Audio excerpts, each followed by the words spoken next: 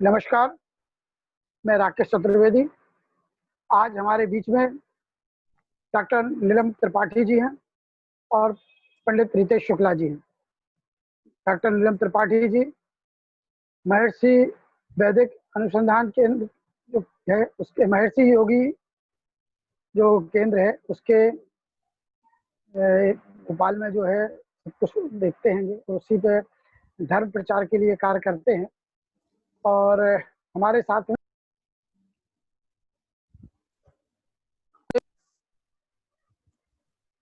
विषय को आगे बढ़ाएंगे और आज का विषय वस्तु से अवगत कराएंगे पंडित रितेश शुक्ला जी। नमस्कार। गुरु जी, आपका बहुत बहुत स्वागत है। और धन्यवाद। कल जो आपके साथ चर्चा हुई उसी से आज का विषय निकल रहा है। और कल जो आपने चर्चा की उसका निष्कर्ष मेरी समझ के अनुसार ये है कि अगर ज्ञान का सदुपयोग नहीं करेंगे तो मूल्यांकन नहीं हो पाएगा।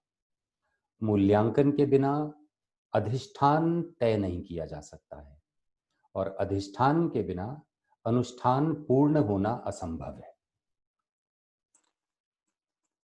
तो क्यों ज्ञान की महत्ता है, मूल्यांकन क्यों किया जाए, कैसे किया जाए ताकि अधिष्ठान तय हो सके और जिसके आधार पर अनुष्ठान आगे बढ़े, इस सिलसिले में हमें मार्गदर्शन देंगे पंडित जी। और गुरुजी, आपसे निवेदन है कि अब पूरा समय आपके लिए है। आप कृपया हमें एनलाइटन करें, जो कि एक शब्द है अंग्रेजी का। हमारे मन मस्तिष्क को कृपया प्रकाशित करें जी। मुखे ते तांबूलम नयन युगले कज्जल कला ललाटे काश्मीर गौरीम नगपति किशोरीम अभिरतम। भगवान शंकराचार्य जी ने सौंदर्य लहरी में मां भगवती की स्तुति की है। आज से हजारों साल पहले हमारे मन मानस का चित्रांकन किया है। वे कहते हैं कि यह जो भारत माँ है, इसके मणि मुकुट पर, ललाट पर काश्मीर है, गले में मुक्ता मणि की माला है और मेरी माँ कांजीवरम की स्वर्ण की साड़ी पहनती हैं। आज से हजारों साल पहले भारतवर्ष की यह व्यवस्था, दशा और स्थिति थी जिसे भगवान शंकराचार्य इंगित कर रहे हैं। वस्तुतः बुद्धि का विकास होते होते उसकी पूर्णता कहाँ है? अर्थात ब्रह्मत्व में ही परम आनंद और आह्लाद है।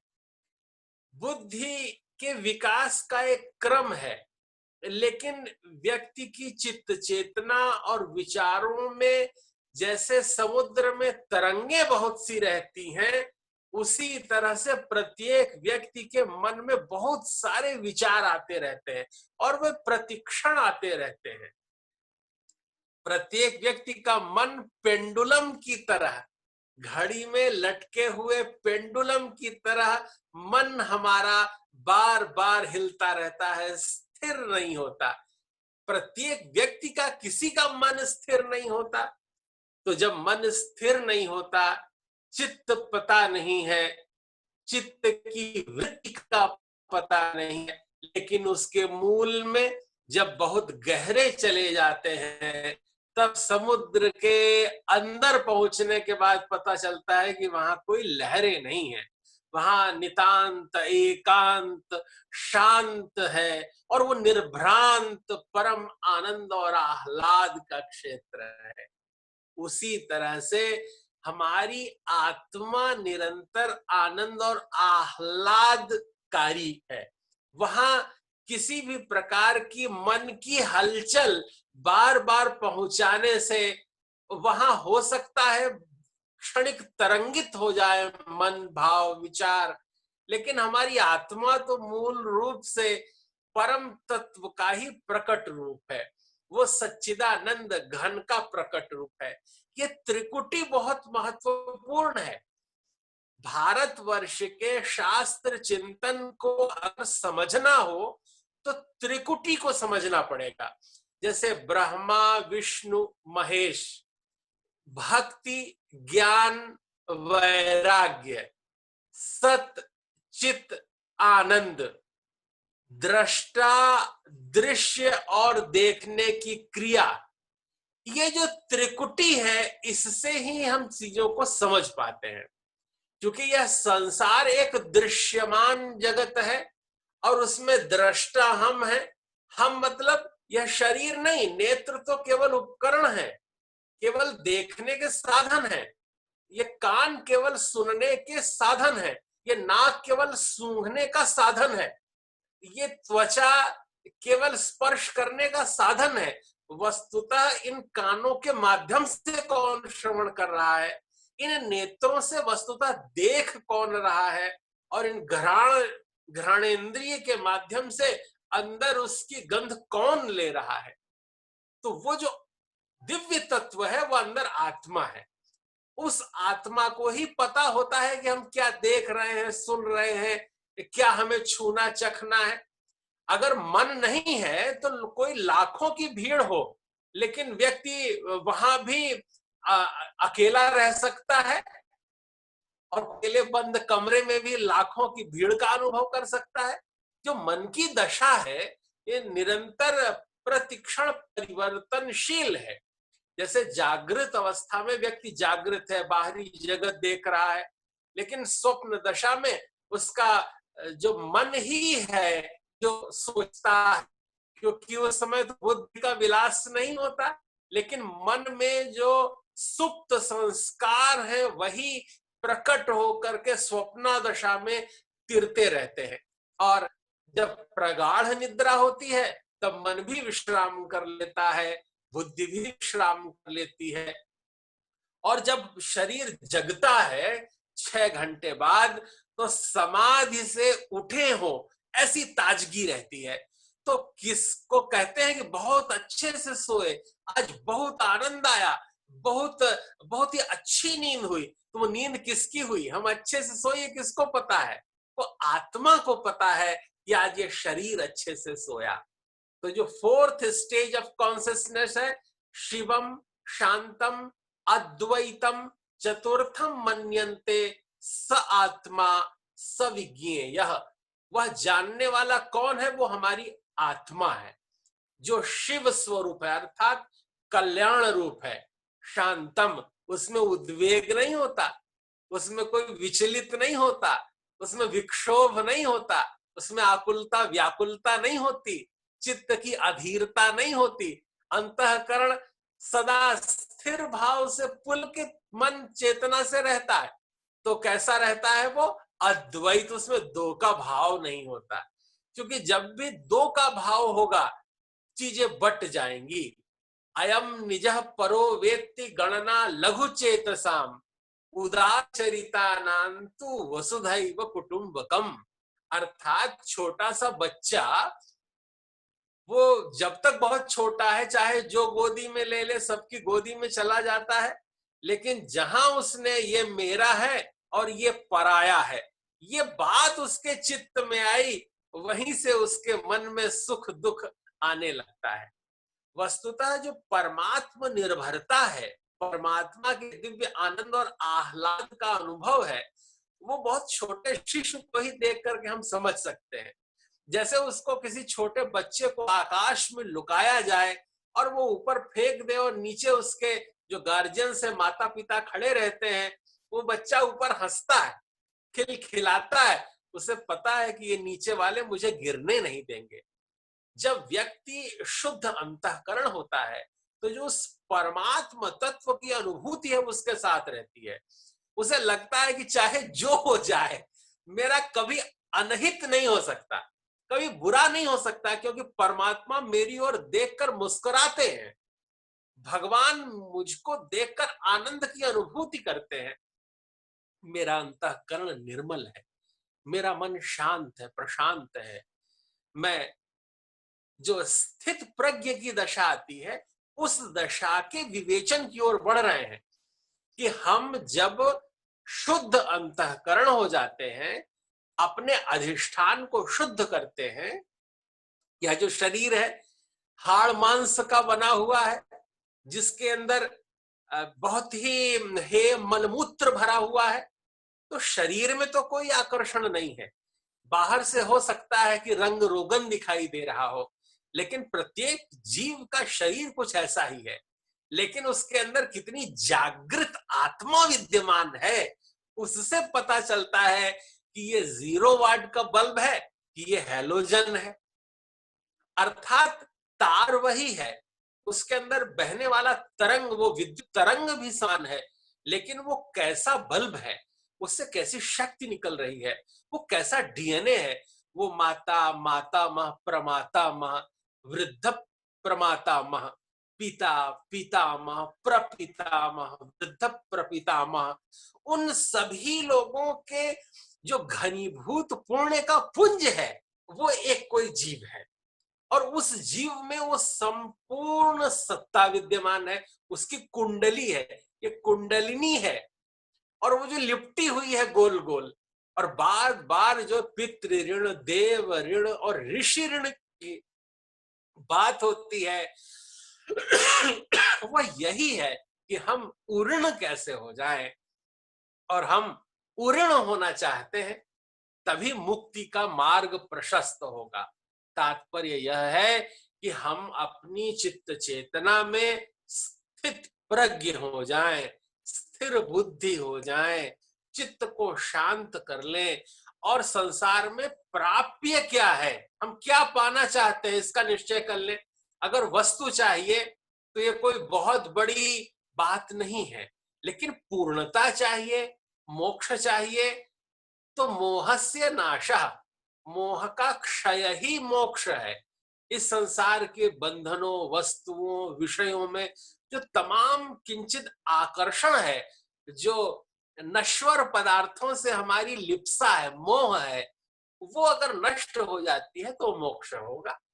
तो बार बार पुनरपि जननम पुनरपि मरणम पुनरपि जननी जठरे शयनम, बार बार मर मर के हम माँ के गर्भ में 9 मास तक उल्टे लटके रहेंगे। अगर ये दशा प्राप्त करनी है, तब भारतीय दर्शन जो है, ये इसमें एक सलाह है कि ये बाहरी दर्शन हो सकते हैं कि बार बार यहाँ भोग की बात करते हो, लेकिन जो भारतीय मूल दर्शन है वह तो मुक्ति की बात करता है। यहाँ जन्म लेने वाला व्यक्ति देवता हो जाता है और वो परमात्म तत्व में विलीन होता है। तो अधिष्ठान कैसा बनाना है, जो इस सांसारिक धरातल से ऊपर उठा हुआ हो, क्योंकि अगर हम ऊपर नहीं उठे होंगे तो हम दलदल में फंस जाएंगे। कई बार लोग छोटे होते हैं पर उनकी कुर्सी बहुत बड़ी हो जाती है, आदमी छोटा है पर उसकी नेम प्लेट बहुत बड़ी हो गई है, आदमी का व्यक्तित्व कमतर है लेकिन उसके ऊपर जिम्मेदारी बहुत है। तात्पर्य यह है कि वो न्याय नहीं कर पा रहा है। हम समाज की संरचना में न्याय को का पक्ष लेना चाहिए। विद्यावान को विद्या का कार्य करने दे, जिस व्यक्ति में जो सामर्थ्य है उसके पूर्ण सामर्थ्य का उपयोग कर लेना समाज का कर्तव्य है। लेकिन समाज बट रहा है, हमें अच्छे इंजीनियर को उसका कार्य करने नहीं दे रहे हैं, अच्छे डॉक्टर को कहते नहीं तुम मत पढ़ो, जो अच्छा डॉक्टर नहीं है वो तुम ब्लड प्रेशर चेक करो। तात्पर्य यह है कि अगर कोई अच्छा रसोइया है तो उससे हम कहते हैं कि तुम माली का काम करो, और कोई अच्छा माली है तो उससे कहते हैं कि नहीं माली तो तुम हो ही, तुम भोजन अच्छा बनाओ, आज से तुम्हारी ड्यूटी वहां लग जाएगी। तो समाज की संरचना है, व्यवस्था है, लोग अपने स्वार्थ के हिसाब से व्यक्ति का चयन करते हैं, उसे विषय देते हैं, और उसके कार्य संपादन से एक जगत जो आज बन रहा है, इसीलिए अभाव है, इसीलिए दुख है, ये पीड़ा अवसाद कुंठा निराशा क्यों है? इसका कारण ही यह है कि जिसमें जो दक्षता है उसका वो उपयोग नहीं कर पा रहा है और वो उन क्षेत्रों में अपना मन मानस लगा रहा है जो अर्ह नहीं है, जो बहुत प्रशंसनीय नहीं है। अधिष्ठान श्रेष्ठ होना चाहिए। जब हम श्रेष्ठ अधिष्ठान में स्थित होंगे तब जो कर्म करेंगे उससे फिर द्वास पर्णा सयुजा सखाया, ऐसे जीव की तरह हम इस संसार के फलों का रसपान करेंगे कि हमारा उसमें आकर्षण न हो। अर्थात अगर हम किसी वृक्ष पर जाते हैं और खट्टा मीठा फल खाते हैं तो खट्टे मीठे फल खाने से हमारे मुख में वैसा वैसा स्वाद आने लगेगा। लेकिन एक जो शुद्ध चित्त एक जीवात्मा है, जो एक पक्षी का रूप है, अगर तो वो जाकर के इन फलों को केवल दृष्टा के भाव से देख रहा है, उसमें लिप्त नहीं है। जैसे ही हम लिप्त हो जाते हैं हमें फल भोग के चक्कर में फंस जाना होता है, लेकिन हम लिप्त न हो, हम कर्ता न बने, केवल दृष्टा के भाव से देखें, तब हमें परमात्म चिंतन, भगवदी अनुष्ठान, दिव्य ज्ञान और आनंद की प्राप्ति होगी और इसी में पूर्णता है। हम लोग गुरु पूर्णिमा के निकट चर्चा कर रहे हैं, हमारे मन मानस में बहुत सारी बातें चल रही हैं, क्योंकि आज हम देख रहे हैं कि बृहस्पति अपने शनि की राशि से वो पुनः धनु राशि में वो आ गए हैं। आज 30 तारीख है। बहुत अधिक ब्रह्मांड में जो अनुकूलताएं हो रही हैं, वो अनुकूलताओं को भी तो हमें उन पर ध्यान देना है। ये नवंबर तक जब बृहस्पति धनु राशि में रहेंगे, मकर राशि से फिर धनु में आ रहे हैं और फिर नवंबर में वो मकर राशि में चले जाएंगे। तो ये जो ब्रह्मांडीय स्थिति है ये व्यक्ति के मन मानस पर प्रभाव डाल रही है। यत पिंडे तत् ब्रह्मांडे, जिसके पिंड में जैसा है वैसा ही ब्रह्मांड में है और ब्रह्मांड में जो जो जैसा जैसा घटित होता रहता है वैसा ही हम लोगों के मन मानस में भी घटित होता रहता है। उस पूर्णत्व की परिकल्पना करना है। जैसे गुरुदेव भगवान पर आस्था श्रद्धा रखनी है, तभी हमें फल की प्राप्ति होगी। श्री गुरु चरण सरोज रज, निज मन मुकुर सुधार, वर्णौ रघुबर विमल जस, जो दायक फल चारि। ये 4 फल मिलेंगे। ये पुरुषार्थ चतुष्टय है, धर्म अर्थ काम मोक्ष। ये कैसे मिलेंगे? जब हम श्री गुरु के जो चरण हैं उनको केवल चरण न समझें, वे कमल समझें। और जैसे कमल में मकरंद और पराग रहता है, वैसे गुरु जी के चरणों में धूल कण है। तो श्री गुरु चरण सरोज रज, निज मन मुकुर सुधारी। मेरा जो मन है, मुकुर माने शीशा, कांच, तो ये जो मेरा मन रूपी दर्पण है ये धूल से साफ होगा। भगवान गुरु भगदेव भगवान के श्री चरण कमलों की लगी हुई जो वो पराग रूपी धूल कण है, वो जब हम अपने हृदय स्थल पे लगाएंगे तब हमारे मन में जन्म जन्मांतर के जो कषाय हैं वो विगलित हो जाएंगे।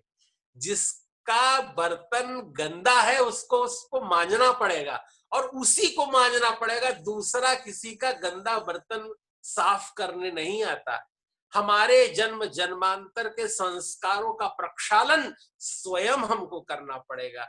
श्रीमद् भागवत में कहा गया है कि जो अपने संस्कारों पर विजय प्राप्त कर लेता है वही शौर्यवान है, वही विद्यावान है, वही ज्ञानवान है, वही मुमुक्षु है।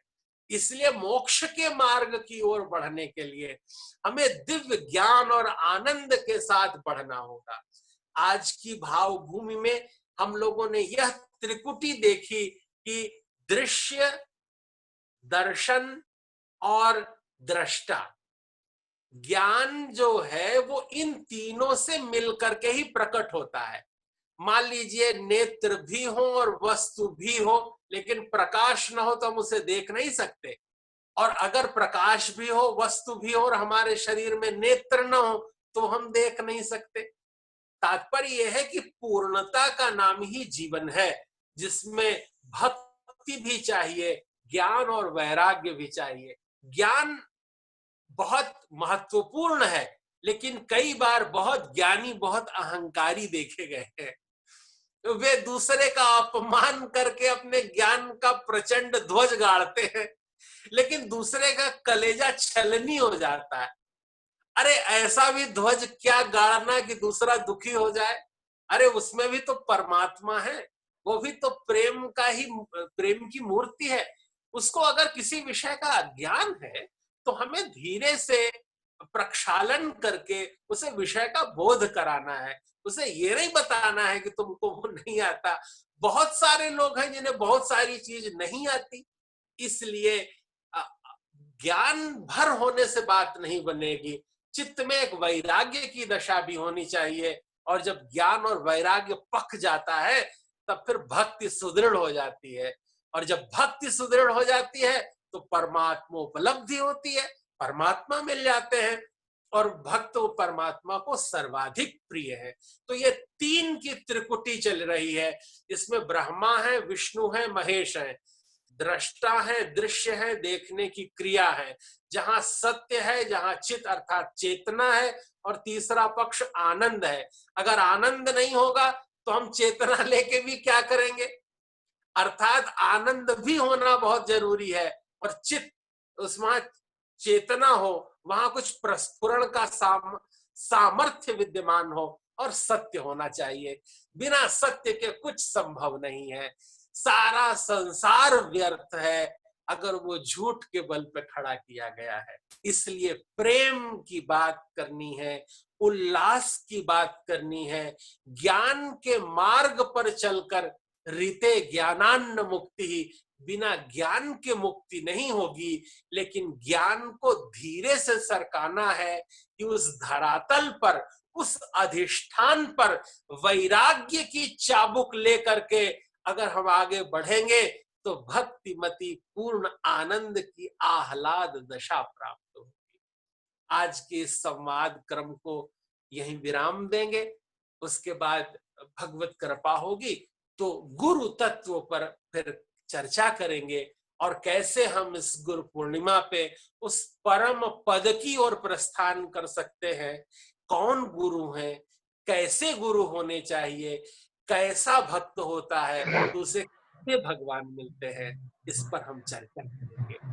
भैया रितेश शुक्ल जी और हमारे भैया चतुर्वेदी जी, मैं आप सबका बहुत अभिनंदन करता हूं कि आप वो माली हैं जो विभिन्न पुष्पों को संवार कर उन्हें प्रकट कर रहे हैं, और उनकी सुगंध से, ज्ञान से संपूर्ण विश्व को, लोक को आलोकित करने का आपने संकल्प लिया है।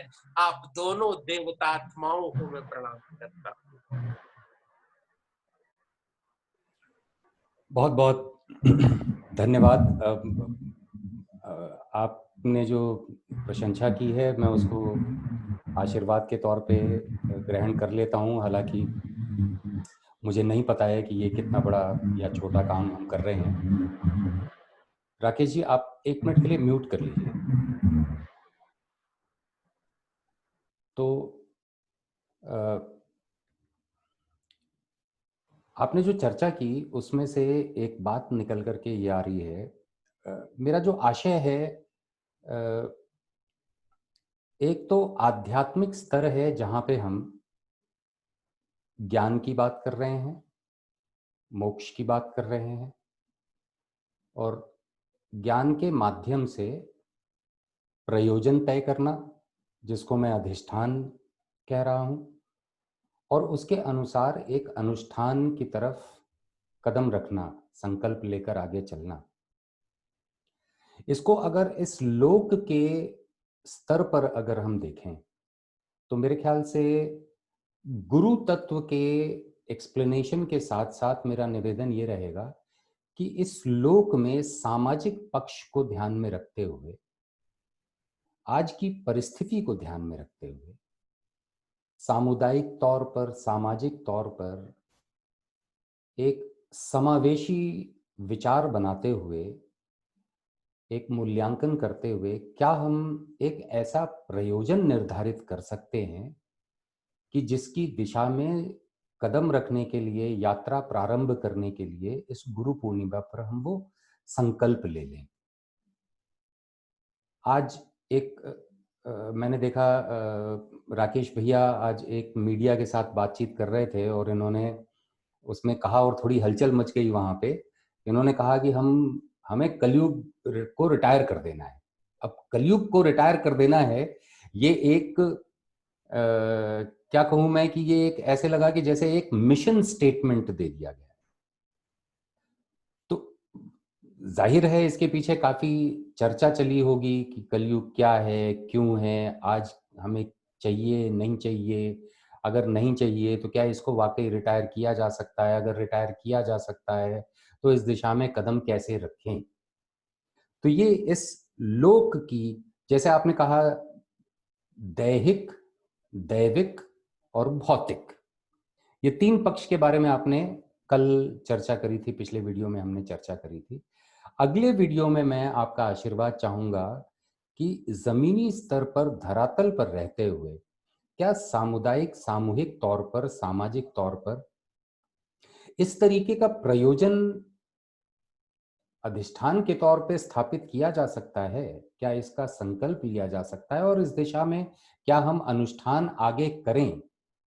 इस विषय पर आपके गुरु तत्व को जोड़ते हुए मैं चाहूंगा कि भले ही इसमें हम 1 नहीं 2-3 वीडियोस में हम इसकी चर्चा करें, लेकिन मैं चाहूंगा कि ये मेरे मन की शंका एक तरीके से ये पूर्ण हो और आपका इसमें आशीर्वाद चाहिए होगा।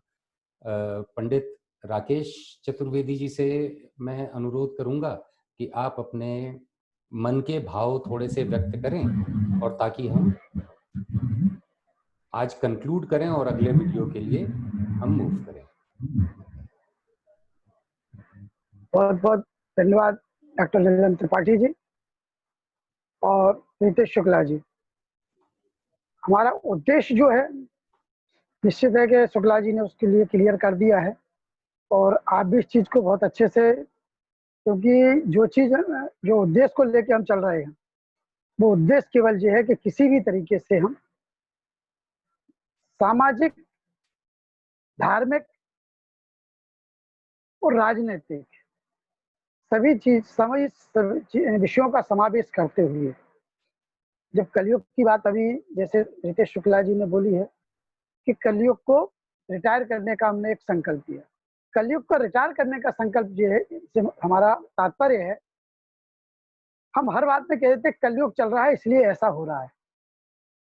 हमने कभी ये देखा कि कलयुग में हम ऐसे कर्म क्यों कर रहे हैं, उस कर्मों के लिए ठीक कैसे किया जा सकता है। यदि हम उन कर्मों को ठीक कर सकते हैं तो कलयुग कहाँ दिखेगा, अपने आप कलयुग रिटायर्ड हो जाएगा। उन्हीं उद्देश्यों को लेकर हम डॉक्टर नीलम त्रिपाठी जी और रितेश शुक्ल जी के साथ हैं और इसी की चर्चा अगले वीडियो में हम निश्चित है कि यदि आज कलयुग वाली बात आई है तो इसको भी, और गुरु पूर्णिमा का जो हमने संकल्प लेने की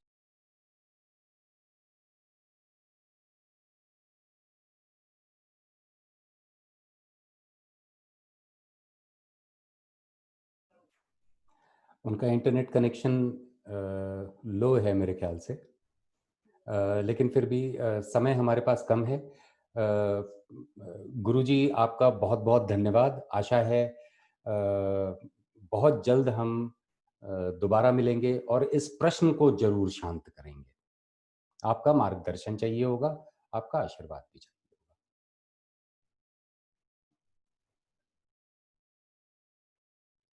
बहुत बहुत धन्यवाद।